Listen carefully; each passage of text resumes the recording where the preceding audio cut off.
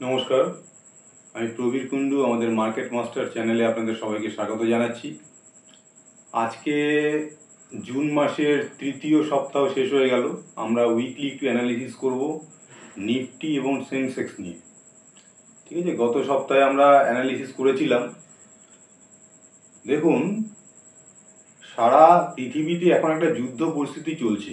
Ukraine রাশিয়ার যুদ্ধ এখনও শেষ হয়নি। তার মধ্যে ইসরায়েল আর ইরানের যুদ্ধটা বেশ ভয়ানক পর্যায়ে চলছে, অথচ ইন্ডিয়ান মার্কেটে তার কোনো প্রভাব দেখা যাচ্ছে না। বরঞ্চ আজকে সপ্তাহের শেষ দিনে নিফটি যেভাবে পজিটিভ রিয়্যাক্ট করলো, তাতে মনে হচ্ছে এই যুদ্ধের কোনো প্রভাব ভারতীয় শেয়ার মার্কেটে তেমনভাবে পড়ছে না, আপাতত যা মনে হচ্ছে। আমরা একটু অ্যানালিসিস করে দেখি। দেখুন, শেষ প্রায় 25 থেকে 30টা ট্রেডিং ডে, প্রায় 1.5 মাসের ওপরে নিফটি একটা সাইডওয়েজ মুভমেন্ট দিয়েছে। ওপরের দিকে হাই গেছে 25,200, নিচের দিকে 24,400। এই 600-700 পয়েন্টের মধ্যেই এতদিন ধরে নিফটি রয়েছে। এখনও যদিও সেটাকে ওপরে বা নিচে ব্রেকআউট দেয়নি, সেই কারণে আমরা বলতে পারবো না যে আলটিমেট পজিটিভ মুভমেন্ট আসলো কি এলো না। আমরা দেখি আজকে যেহেতু এত বড় একটা পজিটিভ ক্যান্ডেল দিয়েছে প্রায় 1%-এর ওপরে, আশা করা যায় যে সোমবার খুব কোনো অঘটন না ঘটলে নিফটি গ্যাপ আপ ওপেনিং হবে।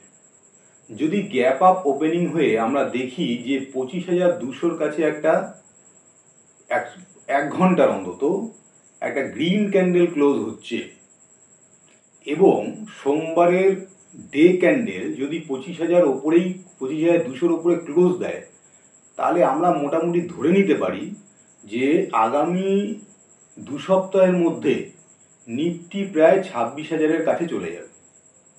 ঠিক আছে, আর যদি এই যুদ্ধের পরিস্থিতির জন্য মার্কেটে, ভারতীয় মার্কেটে নেগেটিভ প্রভাব আসেও, তাহলে সাইডওয়েজ মুভমেন্টটাকে ব্রেক করতে একটু সময় লাগবে। সেক্ষেত্রে নিচের দিকে ম্যাক্সিমাম সাপোর্ট থাকবে, যদি 25,000 ব্রেক করে যায় তাহলে 24,400। কোনো কারণে যদি 24,400 ব্রেক করে যায়, তাহলে নিফটি ওখান থেকে 700-800 বা 1000 পয়েন্টও ফল হতে পারে কয়েকদিনের মধ্যে।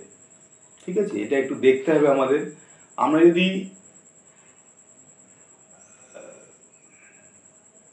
আমরা যদি উইকলি ক্যান্ডেলে আসি, উইকলি ক্যান্ডেলে দেখি, উইকলি ক্যান্ডেলেও একই জিনিস দেখছি যে যদি 25,200 ক্লোজ করে ওপরের দিকে, 25,200-র কাছে যদি নিফটি উইকলি ক্লোজ করে, তাহলে সেখান থেকে 26,200 যেতে পারে, মানে 1,000 পয়েন্ট আনতে পারে 2-3 সপ্তাহের মধ্যে।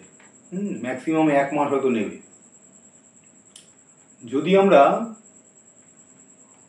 আওয়ারলি ক্যান্ডেলে যাই, তাহলে আর একটা জিনিস আমরা ভালোভাবে দেখতে পাবো। দেখুন, এখানে মুভমেন্ট খুব ভালো দিয়েছে। আমরা কি দেখছি, খুব ভালো মুভমেন্ট দিয়েছে, কিন্তু লাস্টের ক্লোজিংটা খুব পজিটিভ বলা যাবে না।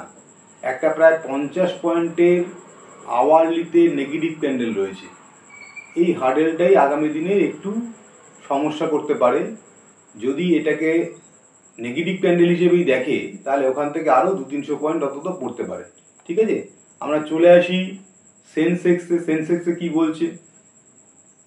আচ্ছা, আর একটা জিনিস আপনাদের বলে দিই, আপনারা হয়তো জানেন, আগামী 2 মাসের মধ্যে নিফটি এবং সেন্সেক্সের এক্সপায়ারি ডেট চেঞ্জ হয়ে যাচ্ছে। নিফটি সেবির কাছে ওরা এনএসই অ্যাপ্লাই করেছিল যে ওদের যে এক্সপায়ারি ডেট সেটা যাতে পাল্টানো হয়, সেটা সেবি এগ্রি হয়েছে। ওরা বৃহস্পতিবার থেকে চলে যাচ্ছে মঙ্গলবার। ঠিক আবার সেন্সেক্স বিএসসি কী করছে, বিএসসি মঙ্গলবার থেকে বৃহস্পতিবারে এক্সপায়ারি ডেট নিয়ে আসছে, অর্থাৎ ওরা ইন্টারচেঞ্জ করে নিচ্ছে। সেটা হয়তো 1.5-2 মাস লাগবে।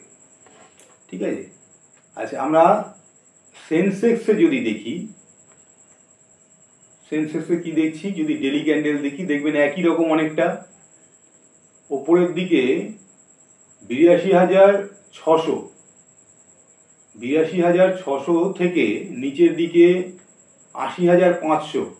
এই প্রায় 1,000 পয়েন্টের মধ্যে সেন্সেক্স ছিল বিগত 25 থেকে 30টা ট্রেডিং ডে।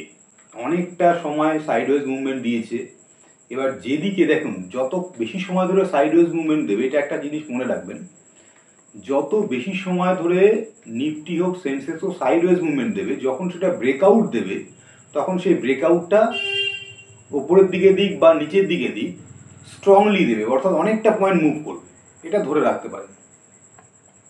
এখানে যদি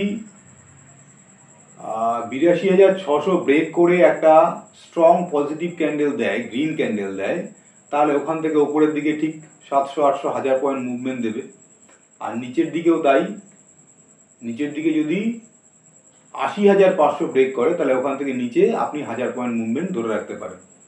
তবে এই মুহূর্তে যা ক্যান্ডেল দেখা যাচ্ছে তাতে আগামী সোমবার একটু গ্যাপ আপে ওপেন হতে পারে, একটু দেখে নেবেন। গ্যাপ আপ দেওয়া মানেই যে একটা কল নিয়ে নেওয়া এমন নয়, দেখবেন গ্যাপ আপ দিয়ে আবার নিচে চলে আসতে পারে, নিচে চলে এসে যদি আবার ঘুরতে থাকে তখনই কাজ করবেন।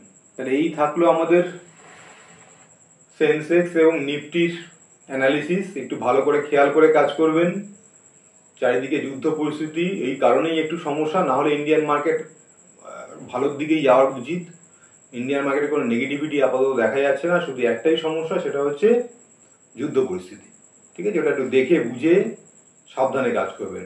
গত কয়েকদিনের মধ্যে আমরা 3টে স্টক নিয়ে অ্যানালিসিস করেছিলাম। প্রথমটা ছিল